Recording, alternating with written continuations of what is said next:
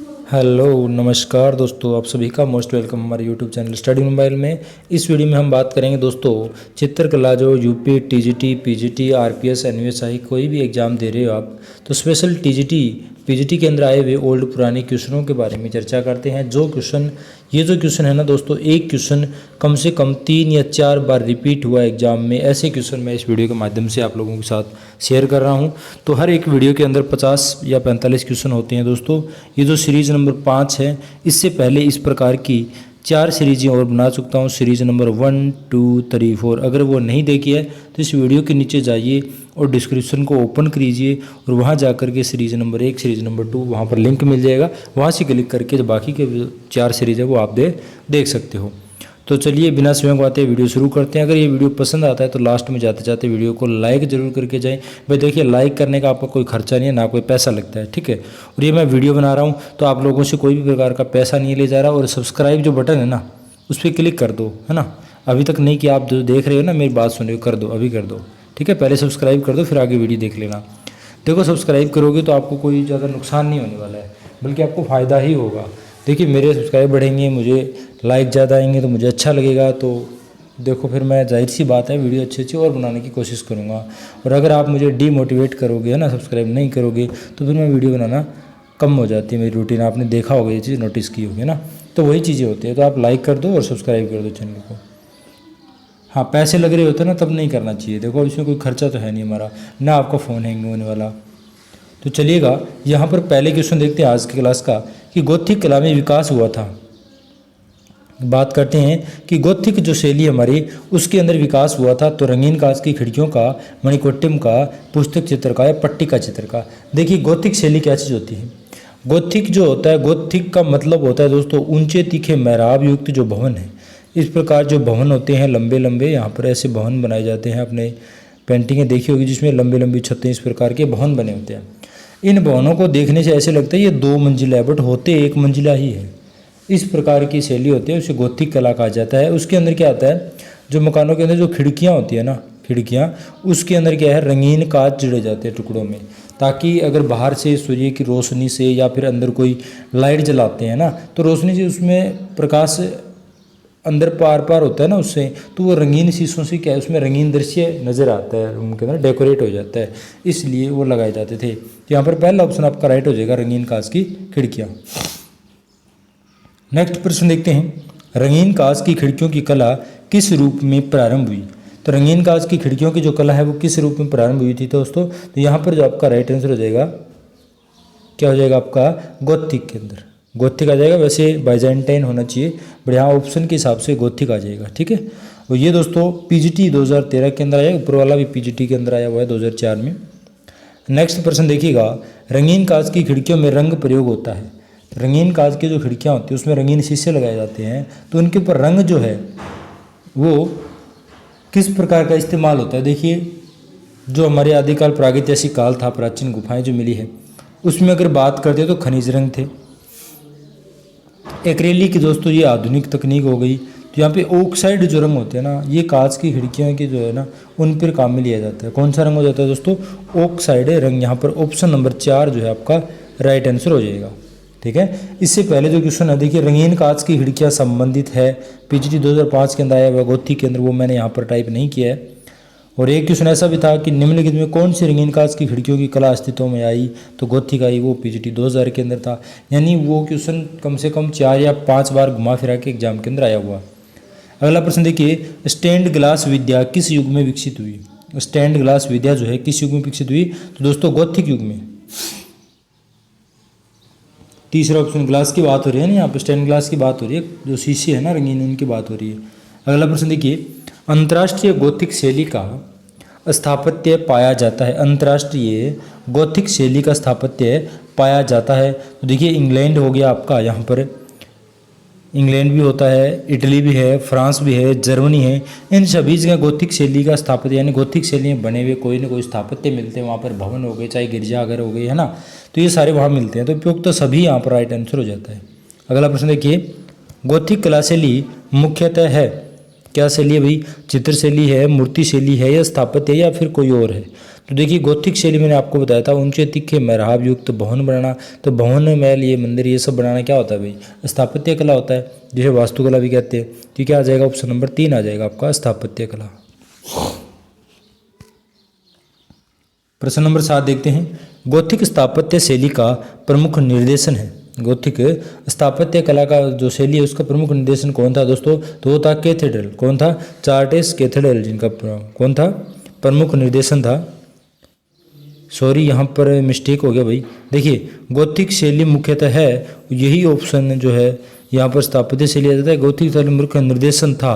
तो यहाँ पर जो है ये क्वेश्चन जो यहाँ पर गलती से टाइप हो गया भाई।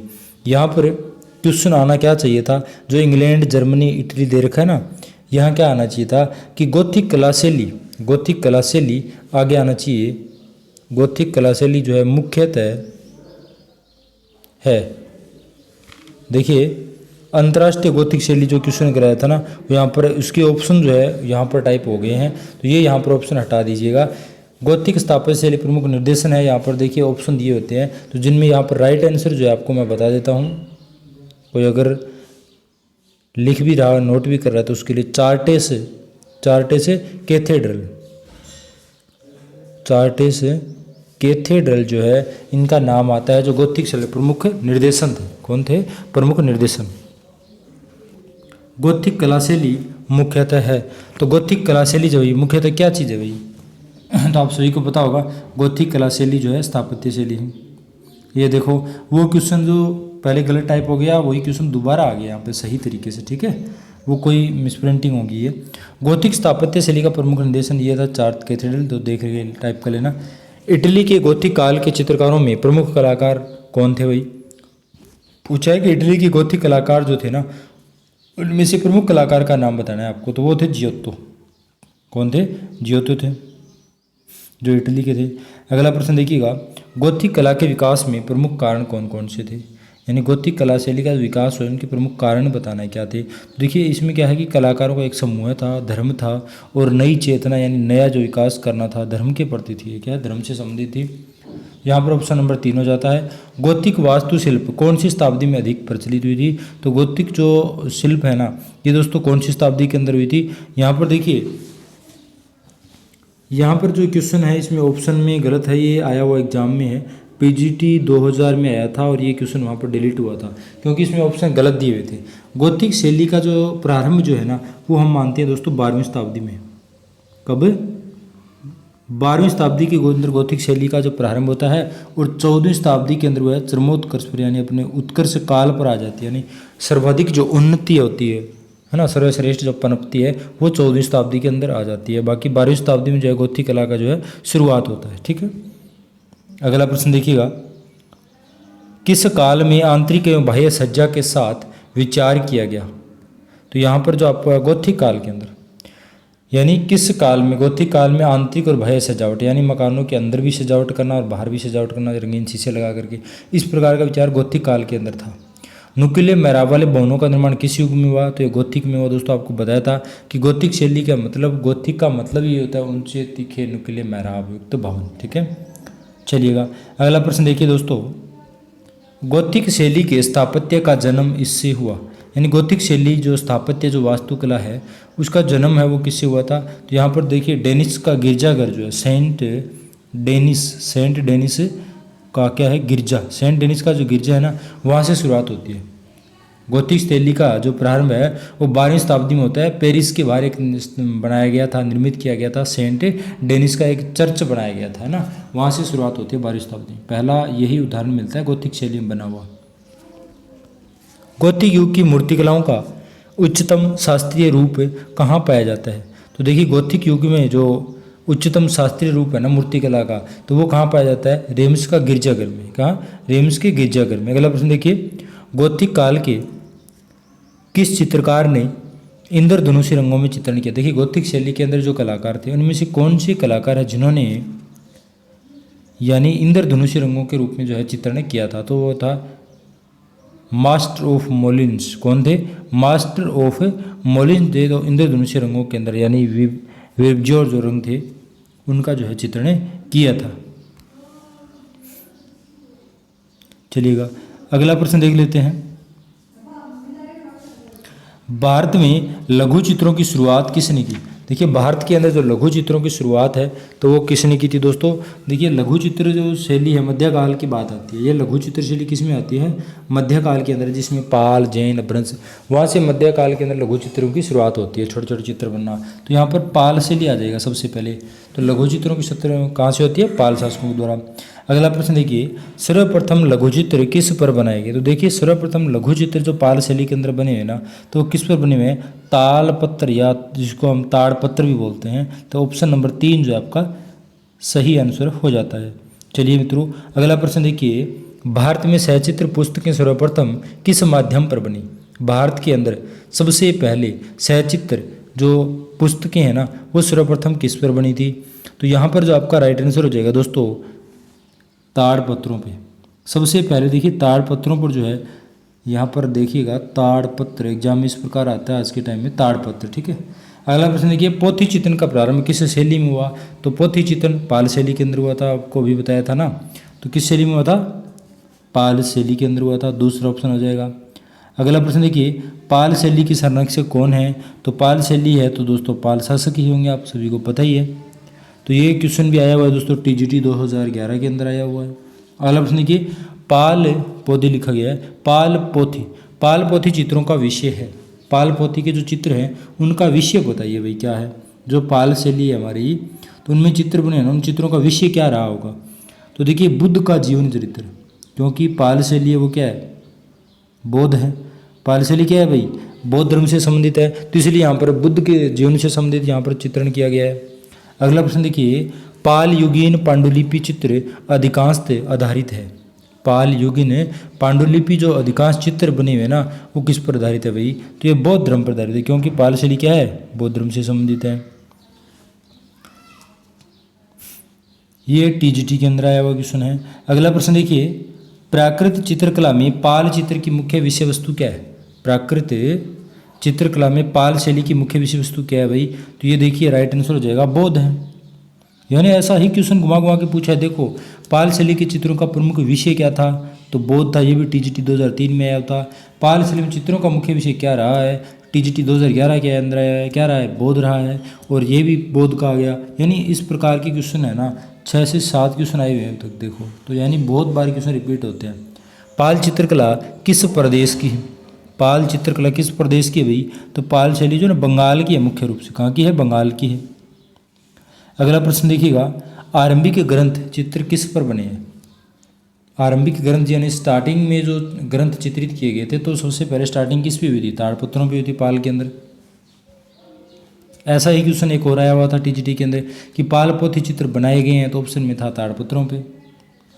पोथी चित्रों का निर्माण किस राजवंश ने कराया? तो पाल राजवंश ने पाल शैली में करवाया था, है ना। ये भी टीजीटी 2010 के अंदर आया हुआ है। यानी लगभग जो है एक ही क्वेश्चन मान के चलो, ये 2 या 3 क्वेश्चन है, इन्हीं को थोड़ा सा चेंजिंग कर करके जो है पूछा जाता है। भारतीय लघु चित्रों की परंपरा किस काल से आरंभ हुई? भारतीय लघु चित्रों की जो परंपरा है दोस्तों, तो लघु चित्र बने थे मध्यकाल में, यानी पूर्व मध्यकाल में प्राकृत शैलियों में। तो यहाँ पर तीसरा ऑप्शन आ जाएगा। लघु चित्रों की शुरुआत मुख्य रूप से पाल शैली की होते हैं, फिर जैन, अपभ्रंश, इस प्रकार जो है राजस्थान शैली, मुगल शैली में लघु चित्र बनते आते हैं। पाल शैली के प्रमुख केंद्र पूछे भाई, पाल शैली के प्रमुख केंद्र कौन कौन से? देखिए पाल शैली जो है ना, वो नेपाल में, बंगाल में और बिहार में 3 जगह पनपी थी। पटना, इनमें पटना ये नहीं होगा, या जम्मू दे रखा ये नहीं होगा, बचा कौन सा? तीसरा ऑप्शन। तो ये आपको ध्यान में रखना है, यानी नेपाल, बंगाल और बिहार, इन 3 जगहों पर जो है ये पाल शैली पनपी थी, जो बौद्ध शैली थी। अगला प्रश्न देखिए, शीतनाशल की गुफाएं किस नदी के किनारे स्थित है? दोस्तों शीतनाशल की जो गुफाएं ना, वो कृष्णा नदी के किनारे संबंधित। किसके नदी के हैं? कृष्णा नदी के किनारे संबंधित है। शीतनाशली गुफा किस धर्म से है? तो शीतनाशली की गुफाएं जैन धर्म से संबंधित है।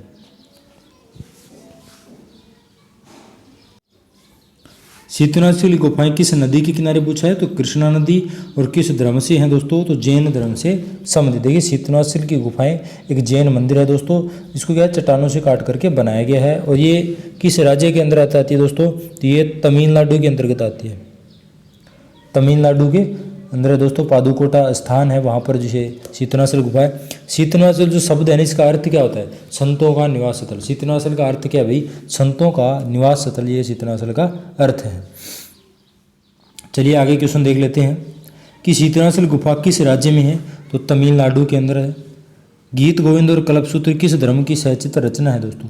गीत गोविंद और एक कल्पसूत्र जो रचना है ना, वो किस धर्म से है? तो ये जैन धर्म से है। जैन शैली के अंदर आप सभी को पता होगा कल्पसूत्र ग्रंथ सर्वाधिक मिले थे, जिसमें आनंद कुमार स्वामी को एक कल्पसूत्र की प्रति मिली थी 1942 के अंदर मिली थी, है ना। वो एक प्रति जो बर्लिन म्यूजियम से प्राप्त हुई, वो जैन शैली या ब्रह्म शैली जो है इसकी मतलब सर्वश्रेष्ठ कृति मानी जाती है। ठीक है, चलिएगा अगला प्रश्न देख लेते हैं। जैन चित्रकला के प्रसिद्ध स्रोत हैं। क्या है भाई जैन चित्रकला के? तो कल्पसूत्र है। जैन शैली के अंदर क्या है? कल्पसूत्र सर्वाधिक मिले हैं, यही इनके क्या है स्रोत है, हमें इनकी जानकारी यहाँ से मिलती है। कल्पसूत्र की सबसे उत्तम प्रति कहाँ की है? तो दोस्तों जौनपुर की है। कहाँ की है भाई? जौनपुर की है। तो यहाँ पर तीसरा ऑप्शन जो आपका राइट आंसर हो जाएगा। अब देखिए एक क्वेश्चन ऐसा भी आया हुआ था, टीजीटी और पीजीटी दोनों में आया था कि कल्पसूत्र ग्रंथों के चित्रण किस शैली में हुए हैं? तो किस शैली में है भाई? कल्पसूत्र सर्वाधिक जैन शैली में हुए। अगला प्रश्न देखिए, किस भारतीय चित्र शैली में मनुष्य के चेहरे का 3/4 भाग चित्रित किया गया है? किस भारतीय से मनुष्य के चेहरे का कितना? 3/4 यानी 3/4 हिस्सा है किसका? ये जो पूरा एक का है ना, इसका हिस्सा 3/4 जो है वो किस शैली में चित्रित किया गया है? तो यहाँ पे जो आपका राइट आंसर हो जाएगा दोस्तों, किस शैली में किया गया है? पाल, जैन, बीकानेर और दक्षिण की बात हो रही है यहाँ पर। तो ये दोस्तों किस शैली में है? जैन शैली के अंदर चित्रित किया गया है। जैन शैली यानी जिसे हम अपभ्रंश शैली के नाम से भी जानते हैं। अगला प्रश्न देखिए, जैन चित्र कागज पर कब बने? जैन शैली के अंदर चित्र है वो कागज पर कब बने थे दोस्तों? 13वीं शताब्दी के अंदर कागज पर बनना स्टार्ट हुए थे। अगला प्रश्न है, 7वीं शताब्दी से 12वीं शताब्दी के मध्य यानी 7वीं शताब्दी से लेकर के और 12वीं शताब्दी के बीच में किस शैली का उद्भव और विकास हुआ था? तो राजपूत शैली, जैन शैली, पाल शैली या मुगल शैली। देखिए 7वीं से 12वीं शताब्दी के बीच में जो शैली पनपी थी ना, तो वो हमारी कौन सी शैली थी भी? जैन शैली थी। कौन सी थी? जैन शैली थी। अगला प्रश्न देखिए, जैन चित्रकला कहलाती है? तो जैन चित्रकला क्या कहलाती है भाई? जैन चित्रकला पोथी चित्रण कहलाती है। क्या कहलाती है? पोथी चित्रण कहलाते हैं। ठीक है, ये आपको ध्यान में रखना, जैन चित्रकला पोथी कहलाती है। अगला प्रश्न देखिएगा, जैन शैली को पश्चिमी भारतीय शैली किस विद्वान, देखिए जैन शैली है ना, इसको पश्चिमी भारत की जो शैली है वो कहा था। तो वो कौन से विद्वान थे? तो वो थे दोस्तों डॉक्टर आनंद कुमार स्वामी जो थे, इन्होंने इस शैली को जो है पश्चिमी भारतीय शैली बताया था। अभ्रंश शैली के चित्रों का विषय क्या है भाई? तो अभ्रंश शैली के जो चित्रों का विषय है ना वो जैन है। क्या है? जैन है। क्या है? जैन है। अगला प्रश्न देखिए, जैन चित्रकला भारत के किस क्षेत्र की है? जैन चित्रकला भारत के किस क्षेत्र की है?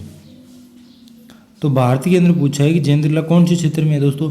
तो भारत जो हमारा इस प्रकार है, ठीक है, इस प्रकार जो भारत है किस क्षेत्र की पूछा है यहाँ पर? देखिए पश्चिमी साइड की है। किसकी है? पश्चिमी साइड की है हमारी। ठीक है, तो यहाँ पर पश्चिमी, चौथा ऑप्शन यहाँ पर राइट हो जाएगा। अगला प्रश्न देखिएगा, खिलौनों की तरह पशु पक्षियों का अंकन किस शैली में किया गया? यानी कौन सी शैली है जिसके अंदर चित्रों के अंदर पशुओं के, पक्षियों का चित्रण किया गया ना, वो एक खिलौनों की तरह लग रहे हैं। तो इस प्रकार का किस में हुआ दोस्तों? अपभ्रंश शैली में हुआ है। किस शैली में? अपभ्रंश शैली में। अगला प्रश्न देखिए, परली आंख किस शैली के चित्रों की विशेषता है? परली आंख यानी परली आंख का देना, यानी कि यहाँ से आंख मान लो यहाँ से स्टार्ट होती है। ठीक है, यहाँ से आंख स्टार्ट हो रही है, तो आंख के ऊपर जो काली लाइन बनाई जाती है ना, वो यहाँ से लेकर के और जहाँ पर आपके कान बने होते हैं ना, वहाँ तक इस लाइन को मिला दिया जाता है। इस प्रकार लंबी लाइन खींचते हैं ना, तो इस प्रकार की आंखों का बनाना जो है परली आंख की विशेषता है। किसकी? अपभ्रंश शैली की है ये। ठीक है, चौथा ऑप्शन। सर्वप्रथम स्थिर चित्रण मिलता है यानी कागज पर चित्रण। ठीक है, स्थिर चित्रण की बात हो रही है, तो कागज पर बनना किस शैली में हुए थे भाई दोस्तों? तो ये जैन चित्रों में हुए थे। किसमें? जैन चित्र। अगला प्रश्न देखते हैं, अपभ्रंश शैली में अंग प्रत्यंग बने हैं। अपभ्रंश शैली के अंदर जो मानवीय की आकृतियां जो बनी है ना पुरुषों की, उसमें जो शरीर के अंग बनाए गए, अंग प्रत्यंग यानी शरीर के जो अंग बनाए गए वो किस प्रकार के बने हुए हैं? कोमल है, गतिपूर्ण है, स्थिर और जकड़े हुए। तो यानी स्थिर और जकड़े हुए रूप में बनाए गए हैं। अगला प्रश्न देखते हैं, जैन चित्रकला की आरंभिक मूर्तियाँ किस प्रसिद्ध गुफा में मिलती है? तो दोस्तों जैन चित्रकला के आरंभ की जो प्रतिमाएं है ना, वो शीतनवासल गुफा के अंदर मिलती है। कौन सी गुफा में? शीतनवासल गुफा के अंदर जो है हमें प्राप्त होती है। अगला प्रश्न देख लेते हैं। जैन धर्म के अनेक तीर्थंकर किस सचित्र पोथी में चित्रित है? जैन धर्म के अनेक जो तीर्थंकर है दोस्तों, वो कौन सी सचित्र पोथी यानी कौन सी पोथी है जिसके अंदर चित्रित किए गए तीर्थंकरों को? तो यहाँ पर देखिए बसंत विलास है, कालकाचार्य कथा है, सरित सागर है, चित्रकल्पद्रुम है। तो यहाँ पर देखिए कालकाचार्य कथा जो है ना, उसके अंदर जो है जैन चित्रकों को क्या किया गया चित्रित किया गया। जैन को जो तीर्थंकर थे ना, उनको जैसे पार्श्वनाथ हो गया, नेमिनाथ हो गया, ऋषभनाथ हो गया, है ना, इनको क्या है चित्रित किया गया है। तो ये आपका हो जाता है क्वेश्चन नंबर 32। यानी देखिए यहाँ पर इसके अंदर हमने लगभग जो है वो क्वेश्चन कर लिए हैं, 45 से 50 के बीच में हमने क्वेश्चन कवर कर लिए। अब देखिए यहाँ पर एक आप लोगों से एक क्वेश्चन है भाई, उसका आंसर है आप कमेंट के माध्यम से देके जाना कि प्राचीन, मेरा क्वेश्चन सुनिएगा ध्यान से, प्राचीन बौद्ध कला पर प्रकाश डालने वाले इतिहासकार कौन थे भाई? प्राचीन बौद्ध कला पर प्रकाश डालने वाले इतिहासकार कौन थे? तो ये आप लोगों को कमेंट के माध्यम से इसका आंसर बताना है। फिर मिलते हैं दोस्तों एक नए वीडियो के साथ, तब तक के लिए नमस्कार। और आज का वीडियो बस इतना ही। और इस वीडियो को अगर पसंद आया तो वीडियो को ज़्यादा से ज़्यादा लाइक करो भाई, कमेंट करो, और आपने अभी तक चैनल को सब्सक्राइब नहीं किया तो जल्दी से सब्सक्राइब कर लो, ठीक है। तो चलिए फिर मिलते हैं नए वीडियो में।